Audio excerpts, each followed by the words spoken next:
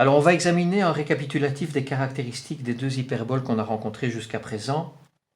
La première, c'est celle qui avait son axe focal le long de l'axe des x. Les deux foyers étaient F1 et F2, et elle possédait une branche gauche et une branche droite. La deuxième, c'est celle qui a son axe focal le long de l'axe des y. Les deux foyers sont aussi F1 et F2, et elle possède une branche du dessus et une branche du dessous. Voilà.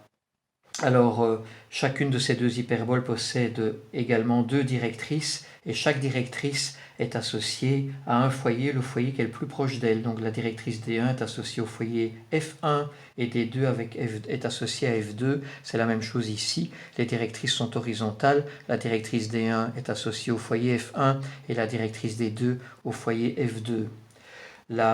L'hyperbole de gauche, celle qui a une branche gauche et une branche droite, possède deux sommets sur l'axe focal qui sont les points S1 et S2. Et on a défini aussi deux autres points S3 et S4 qui ne sont pas des points de l'hyperbole. Tandis que pour celle qui a son axe focal vertical, donc qui possède une branche du dessus et une branche du dessous, eh bien, les deux sommets sont les points S3 et S4. S1 et S2 sont deux points qui ne se trouvent pas sur l'hyperbole. Les quatre points S1, S2, S3, S4 sont des points qui ont comme abscisse plus ou moins A dans les deux cas et comme ordonnée plus ou moins B, et ce sont des nombres A et B qui fournissent les dimensions d'un rectangle dont les diagonales sont les asymptotes des deux hyperboles. Elles ont les mêmes asymptotes en commun. Bien, alors, au niveau de l'équation cartésienne, une fois qu'on a installé tout ça, si l'hyperbole possède une branche gauche et une branche droite, le membre de gauche de son équation c'est x carré sur a carré moins y carré sur b carré égale, et le membre de droite c'est 1.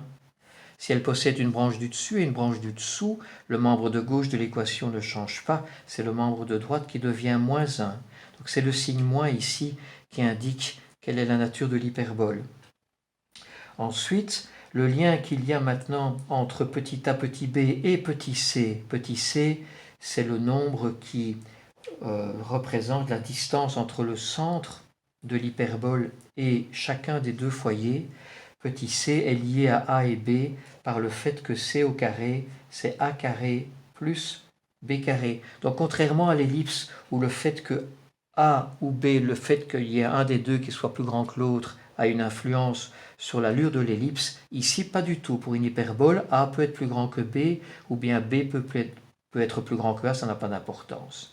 Voilà, petit e c'est l'excentricité. L'excentricité se calcule pour l'hyperbole de gauche comme étant c sur a, tandis que pour celle de droite, ce sera c sur b. Voilà. La distance focale dans les deux cas, c'est le nombre qui vaut 2 fois c. 2 fois c. Alors ce qu'on appelle l'axe de l'hyperbole en tant que nombre, c'est la distance entre les deux sommets. Donc pour celle de gauche, ce sera 2a, pour celle de droite, ce sera 2b. Et alors la constante bifocale, quand on définit l'hyperbole sur base de ces deux foyers, la différence d'un point de l'hyperbole vers les deux foyers, si on fait la différence de ces deux distances, on obtient un nombre qui en valeur absolue vaut ici 2a, tandis qu'ici il vaut 2b. Voilà pour tout ce qui concerne les constantes numériques liées aux hyperboles. On va maintenant s'intéresser aux points caractéristiques, c'est-à-dire le centre, les deux sommets et les deux foyers. Le centre, pour l'instant, c'est toujours le point 0, 0. Les sommets, ici, sont S1 et S2, qui ont donc comme coordonnées plus A pour l'un, moins A pour l'autre, 0. Tandis qu'ici, les deux sommets sont S3 et S4, ils sont sur l'axe des Y, et donc ils ont comme coordonnées 0, plus ou moins B. Les deux foyers ici se trouvent sur l'axe des X, ils ont donc comme coordonnées plus ou moins C, 0. Ici, les deux foyers sont sur l'axe des Y, et donc ils ont comme coordonnées 0, plus C pour l'un, moins C pour l'autre. Alors au niveau des droites caractéristiques, il y a l'axe focal, l'axe non focal, les deux directrices et les deux asymptotes.